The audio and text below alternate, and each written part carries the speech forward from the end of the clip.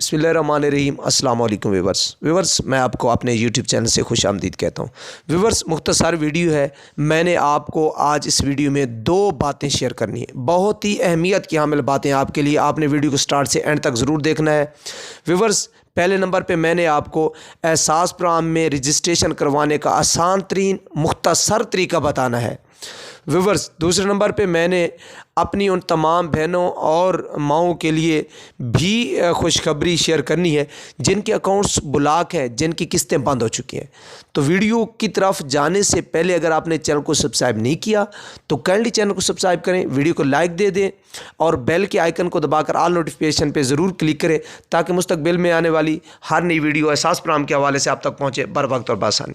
Viewers, चलते हैं video की तरफ। व्यूवर्स देखें, सबसे पहले रजिस्ट्रेशन करवाने का आसान तरीन और मुख्तसर तरीका जिससे आपकी रजिस्ट्रेशन भी हो जाए वो ये है कि वो तमाम ख़वातीन जो एहसास प्रोग्राम से पहले कोई इमदाद मौसूल नहीं कर रही, उनको चाहिए कि अपने हस्बैंड का शनाख्ती कार्ड और अपना शनाख्ती कार्ड और दोनों शनाख्ती कार्ड एक्सपायरी ना हो। और दूसरी जो अहम बात है, बहुत ज़्यादा लोग जो है ना बार बार मैसेज कर रहे होते हैं, वो ये कि औरत का शनाख्ती कार्ड जब वो मैरिड होती है, शादीशुदा होती है, तो उसके अपने घर वाले के साथ अटैच बना होना चाहिए। ये ना हो कि जो पहले अनमैरिड थी उनके पास शनाख्ती कार्ड था जब वो कुंवारी थी, तो वो शनाख्ती कार्ड वो वैलिड नहीं होगा, उस पर रजिस्ट्रेशन नहीं होगी, इमदाद नहीं मिलेगी, बच्चों को वज़ाइफ नहीं मिलेंगे। तो अपने घर वाले के साथ बना हुआ शनाख्ती कार्ड एक्सपायरी तारीख ना हो, वो लेके एहसास रजिस्ट्रेशन ऑफिस जाए। एहसास के दो तरह के दफ्तर होते हैं। एक दफ्तर होता है एहसास अदायगी मरकज़, उस पर सिर्फ पैसे मिलते हैं, रजिस्ट्रेशन नहीं होती, कोई और मसला आपका हल नहीं होता। जबकि आपने जाना है एहसास रजिस्ट्रेशन दफ्तर, उनको जाके कहना है कि हम एहसास प्रोग्राम से कोई रकम इमदाद वसूल नहीं कर रहे हैं, काइंडली हमारी रजिस्ट्रेशन कर दें।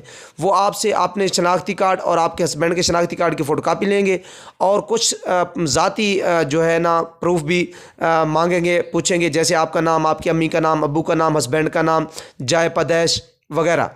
तो तमाम मालूमात देने के बाद वो आपसे अंगूठा भी लगवाएंगे, आपको एक टोकन देंगे। टोकन लेके आपने घर आ जाना है। 1 महीने के बाद आपको अहल का मैसेज या नहल का मैसेज आएगा। अगर अहल का मैसेज आएगा तो आने वाली किस्त आपको ज़रूर मिलेगी। जो ही आपको किस्त मिलती है उसी वक्त आपने स्कूल पढ़ने वाले बच्चों के वज़ाइफ भी आप अप्लाई कर सकते हैं। वज़ाइफ उन बच्चों को मिलेंगे जिनकी माएँ पैसे ले रही हैं। अल्लाह।